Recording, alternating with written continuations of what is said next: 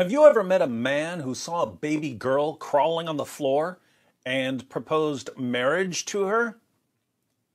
Neither have I. Apparently, this is something that men just don't do.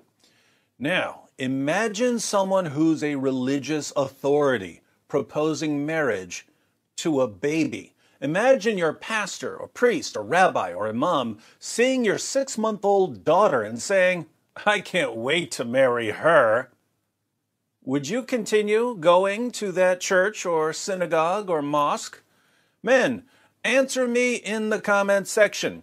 How many teeth would your pastor or priest or rabbi or imam still have in his mouth if he so much as suggested the possibility of marrying your infant daughter? What kind of man sees a baby and hears wedding bells? What kind of man hears goo goo gaga and thinks, ooh la la? Only one kind of man. The kind who claimed to be the final prophet of the great God Allah. Ibn Ishaq, page 311. Ibn Ishaq recorded that the apostle saw her, Ummu'l-Fadl, when she was a baby crawling before him, and said, "If she grows up and I am still alive, I will marry her." But he died before she grew up. Lucky girl. Name one way this guy isn't the creepiest person who ever walked the planet. Muhammad saw a baby crawling in front of him, and he said, "If she grows up and I'm still alive, I'll marry her."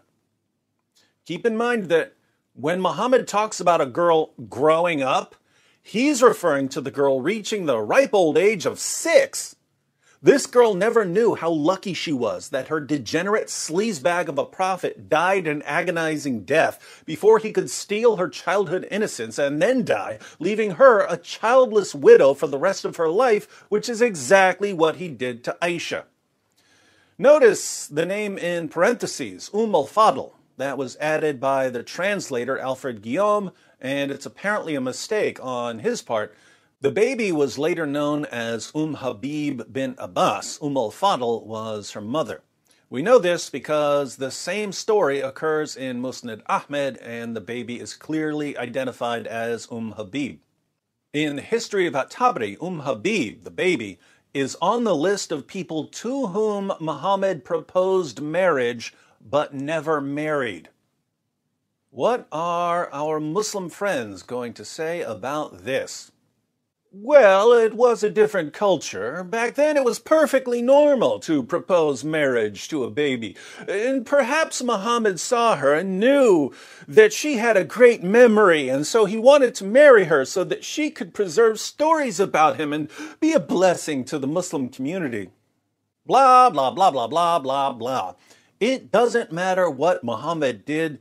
It doesn't matter how horrifyingly disgusting his actions were. Modern Muslims will explain it away by inventing some important reason Muhammad had for doing the horrifyingly disgusting things he constantly did.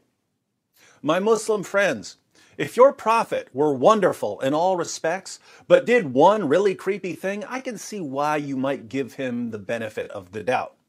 But when all he ever did was creepy, perverted, violent things, I have to ask, what does a guy have to do to convince you to stop calling him the greatest man who ever lived?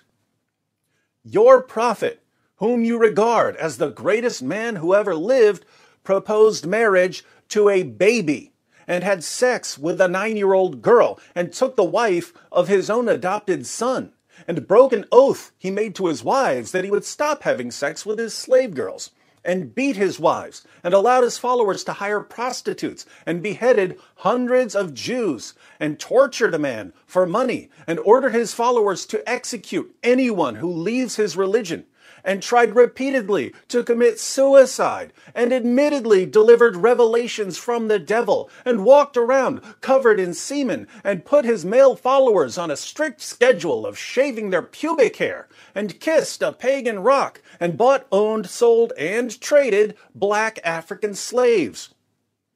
And you call this guy the greatest man who ever lived?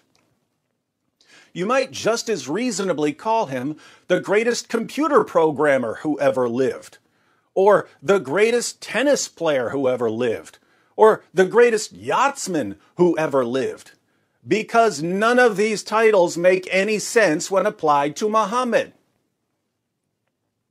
If you wanted to call him the greatest sexual deviant of all time, or the greatest religious deceiver of all time, or the greatest destroyer of humanity of all time, you could make a pretty good case for your prophet in those areas. But don't call him the greatest man who ever lived, because that's an insult to every other man who's ever lived. When you call an egomaniacal, violent pervert the greatest man who ever lived, you're saying that every other man who ever lived is worse than an egomaniacal, violent pervert. And when you insult all men like that for the sake of the egomaniacal, violent pervert you call your prophet, you're inviting a response from the greatest false prophet mocker of all time. That would be me.